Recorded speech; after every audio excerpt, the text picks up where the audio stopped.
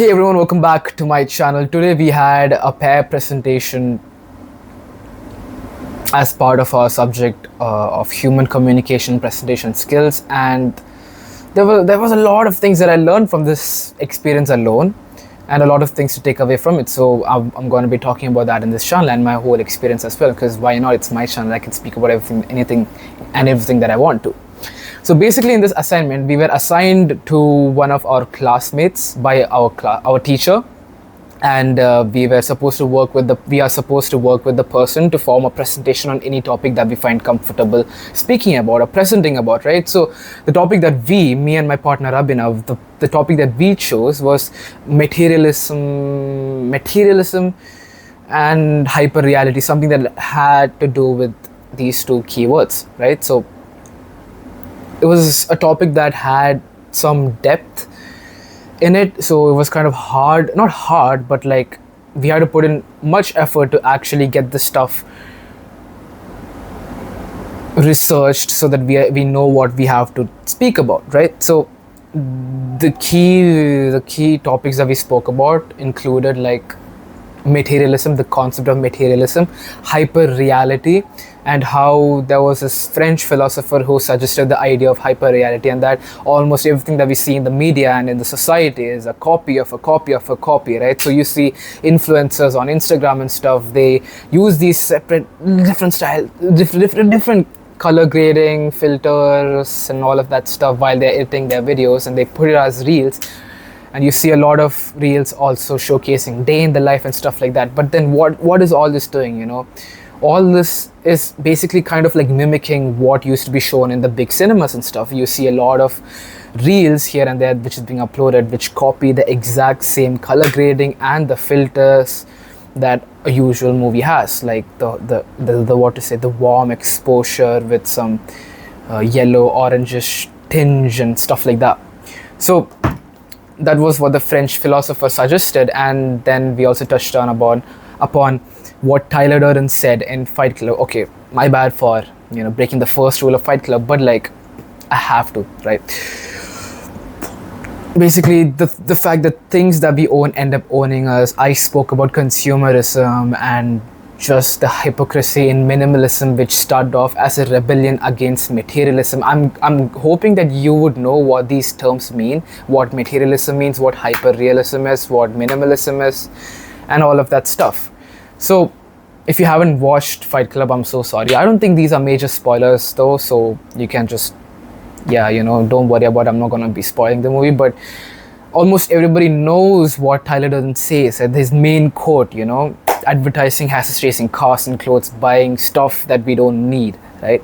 So I spoke about all of this in my presentation along with my partner, and we presented for about like 12 minutes, which exceeded the 10-minute limit that was given. So he presented for about 6 to 7 minutes, I presented for about 4 to 5 minutes, and that was basically the whole idea of the presentation, right? So now what are some things that I was able to learn from my experience? So I'm going to be brutally honest and raw with what I'm going to talk about, like where I failed and where I could genuinely improve, right? Why am I doing this thing? I'm doing this thing so that you're able to see me as I am, and I'm also able to like see myself as I am and reflect on myself, and at the same time you're able to like get the experience as it is and possibly even try to relate to and learn some things from my experience, so that you don't have to experience the same thing that I did to get to the lesson that I'm getting to right now by yourself, right? So that's the idea behind reading books as well. When you read a lot of books, you experience 1,000 different lives, 1,000 different mistakes that people would have made, and then that would help you a lot in your own personal development journey as well to get to any goal that you want to get to, right? So one of my friends just texted me that she's at SP. Fortunately or unfortunately, I'm recording a video right now, I'm so sorry. But experiences, right? So there's about like 3 to 4 things. Now why should you listen to me? If you are someone who's looking forward to improving their speaking skills, or if you're looking forward to improving on your presentation skills and stuff, it's good to know where people usually make mistakes in, so that you are able to be aware of that fact and work on yourself, knowing that you shouldn't be making these mistakes. So for example, if you genuinely want to be successful, you start by learning why and how people fail, right? And then you can move on to doing stuff. So that is not always applicable. Me personally, that's not always applicable, but it really helps in a lot of areas, right? So for example, football, if I want to be really good at football, I will try to research or try to ask some experienced professionals on like why a lot of people fail and how they fail and stuff like that at football. Maybe it's the fact that they're very conscious about the people watching, and that they don't pass the ball and they just keep the ball with themselves all the time. Not like Neymar is a different phenomenon, right? He keeps the ball with himself, dribbles, but at the same time he passes and stuff. Let's not get to football, but you get the point. Knowing failures, knowing why people fail and stuff like that will help you so much in your own journey towards learning these lessons from other people's lives and incorporating them into your life, so that you're able to boom skyrocket your progress to getting to your goals. Now that's why you need to listen to what I'm gonna say. And a few takeaways from this whole experience was that when you are presenting in a pair, right, you require transitioning from one person who is a speaker to the pair, to the other part, to their partner, right? So when this is what happened to me. I'm gonna be completely honest about it, just laying it on the table, no filtering, nothing like that. Okay. Towards the conclusion, I had no idea on how to conclude. To be honest, I had no idea on how to get all these topics throughout the presentation and compile them all together to form a proper conclusion. Why is that? That is because I hadn't fully prepared for this presentation. Why is that? Due to the fact that I didn't get enough time to prepare for the presentation. Now, why is that? Because I had so many other assignments and presentations to make for other subjects. Why is that? Because that's just the nature of things. That's just how things are in college. You're supposed to manage your time. Now, why was I not able to manage my time? Because of the fact that it was my first time experiencing the fact that there's a lot of assignments kept on the table, and I didn't know how to deal with all of these things at the same time, right? So all of this is connected and stuff like that, and I have a lot to learn. But getting back to the topic, when you are presenting in a pair, you're supposed to transition from one person to another person to another. So at the conclusion, I didn't know how to conclude, so I had to give the mic to my partner, but the way I did it was not the best, was not in the best way. And now why is that? What I did was I started with the conclusion. The thing is, my first mistake is I knew I was unsure of how to conclude, but I thought that I could conclude, and I kept that confidence within me, which is good, but at the same time, which is not good, because I was not able to be really honest with myself with the fact that I did not know jack shit about the conclusion. So all I should have done was accept the fact that I did not know the conclusion and hand the mic over to my partner. What I did was I did hand the mic over to him, but after I started the conclusion and stuff, which kind of made the presentation a bit untidy towards the end. I know I may be critiquing myself a bit extremely, but I feel like I have to do that. So I was concluding it. I started the conclusion, but then I got clueless, and I don't use filter words when I'm speaking or when I'm presenting in front of a stage, in front of an audience, right? So I just went blank, and I was like, okay, now I'm gonna give the mic to Abhinav so that he's able to conclude, and people just give small laugh and stuff like that. It's chill, it's a classroom environment, but me personally, I like to take things personally, right? Because I genuinely seek improvement. Then I sat down after the presentation. The teacher really liked our presentation, by the way. She mentioned it specifically that it was a very good work done by the both of us, which I'm really grateful for. But okay, no buts. Then I sat down, right? I sat and I was thinking on how I could have made the transition from me to my partner better. And I was like, oh, maybe I could have worded it better. I could have worded it better. Instead of saying something like, I'm going to give the mic to my partner, I could have been like, now I'm going to let Abhinav do the honors of concluding this presentation. And if I did that, then the transition would have been impeccable, of chef's kiss, bro. But yeah, experiences teach you lessons, and I'm supposed to learn from them. Now, the mistake behind Now the mistake that most of us do after we are done with something is that we think that, oh, finally we're done with this thing, we're done with this burden, we don't have to look back on it at all, right? That's a mistake. What you should do is, you should not let things just go after it's done. You should hold on to it and try to squeeze out all the lessons you can learn from it, from the mistakes that you've committed, from the mistakes that other people would have committed and stuff like that. It helps you so much in your own personal development journey as well. And it's not like you dedicate specific time blocks just to analyze and stuff like that. No, but you spend time throughout the day just to like analyze and understand what's happened and stuff like that, going through everything you have done and stuff like that. You get what I mean? So that was my first two takeaways. I feel like the tone that I kept throughout the presentation was not the best it could have been. Like how I'm speaking right now, it's in a certain tone, right? I'm being expressive. There's sometimes where I'm speaking high, then I'm going low and stuff like that, to stress different syllables in a specific manner and stuff like that. All of these things matter when you are delivering a presentation, right? So what I did was, I kept a monotonous tone throughout the presentation. I did not go high or low. I did not stress syllables in a specific manner to grab the attention of the audience. No, I spoke like how I'm doing right now. Hey guys, my name is Lirit. This is what I have to say about this thing. The footballs are made of really great quality. Footballers exist for a certain specific reason.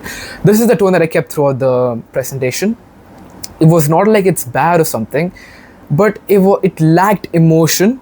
It lacked that curiosity behind just the topic that I was presenting about, right? So when you are a presenter of something, when you are a teacher of a topic that you're teaching to a certain group of people, you're supposed to be passionate about it. Because why are you teaching? You're teaching because you like the topic, or you have studied the topic by yourself. Now, why would you have possibly studied the topic? Let's keep the sake of exam aside, okay? Because that shit was back in school. You study so much for the sake of exams. When you're in college, you're studying stuff because you are passionate about this thing, right? So you study about it because you're passionate about it, or you want to know about it, or you're curious about it. You study it, and then you are talking about it to someone.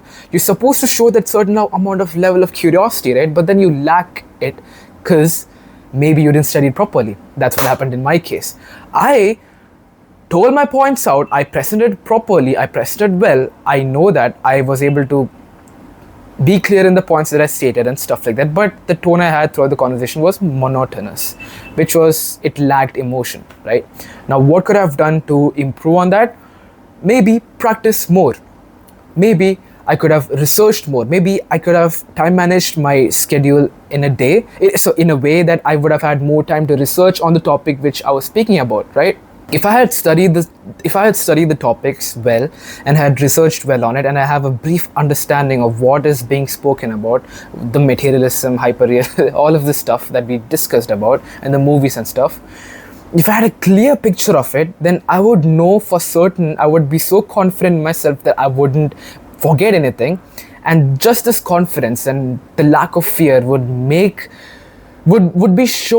be naturally expressed in my body language and the way I speak about things. Because right now I'm being very expressive, but this was not how I was on stage, because I there was a part of me that was scared, that was, that knew that I hadn't researched properly on it, and I don't have a very clear picture on what I was speaking about, but I had to present myself in a certain way that showed to the audience that I know the stuff, I know what I'm speaking about and stuff like that, right? Because that's the whole point of a presentation. Like deadline, you are supposed to present, so why not do it in the best possible way? So how do you do it? I'm not gonna go up there and be like, ma'am, I hadn't really prepared, so there's gonna be a lot of gaps and stuff in what I'm gonna be saying. I could be truthful and stuff like that, but then this is something that's graded, right? So in different situations you devise or you come up with different approaches.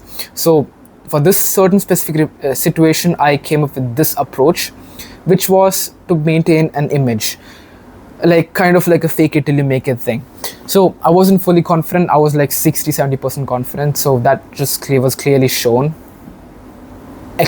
That was clearly shown outwards, right? But the thing with self-critiquing, if that's a term, it's that the audience and the people, thing is, the people who listened, the people I presented to, and the teacher, everybody complimented Abhinav and I, right? They all complimented our presentation and stuff, and the way we spoke about things and the topics we selected and the research that we would have possibly done on it.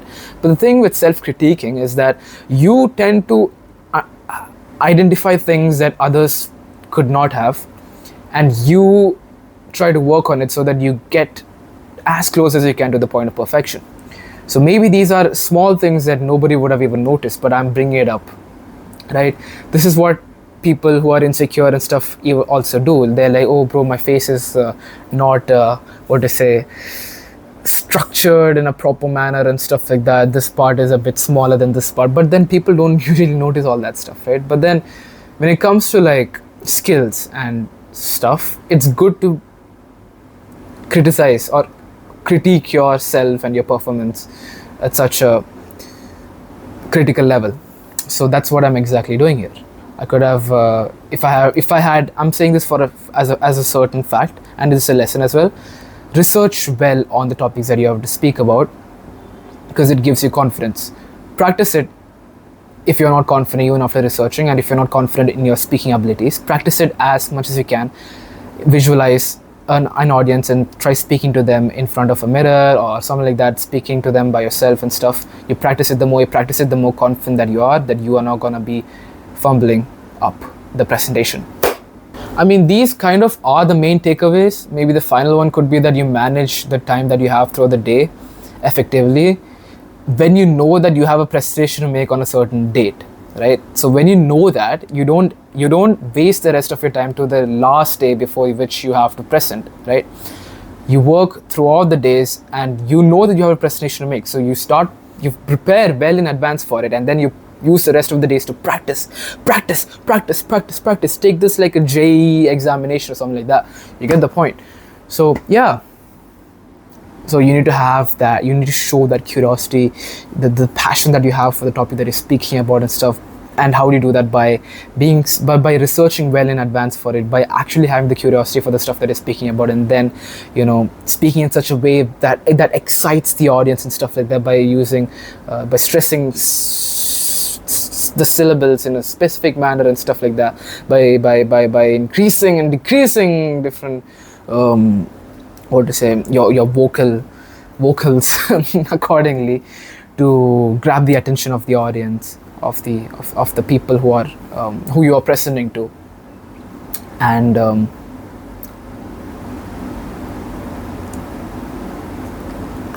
speak directly to them, Speak directly to them, include personal stories and stuff like that. Do not stick to the points that's being mentioned. Do not stick to ChatGPT. Do not stick to whatever you have written down in your notes or your phone and stuff. Prepare well in advance, know what you have to speak about. And when you have researched well on it and when you have studied well on it, you would naturally feel like expanding on it on your own, and you would feel like including points from everything that you have studied, right? So this is one thing, right? Your brain, understand this analogy really well, because it's going to help you so much in future. Your brain, let's say this is your brain, right? For it to know about something, you must study it. So basically, you have to consume information. Now, let's say for a random topic X, you don't know jack shit about this topic X. So how are you going to speak about it? You can yap about it, but then you're not going to be that effective in doing that. So what can you do?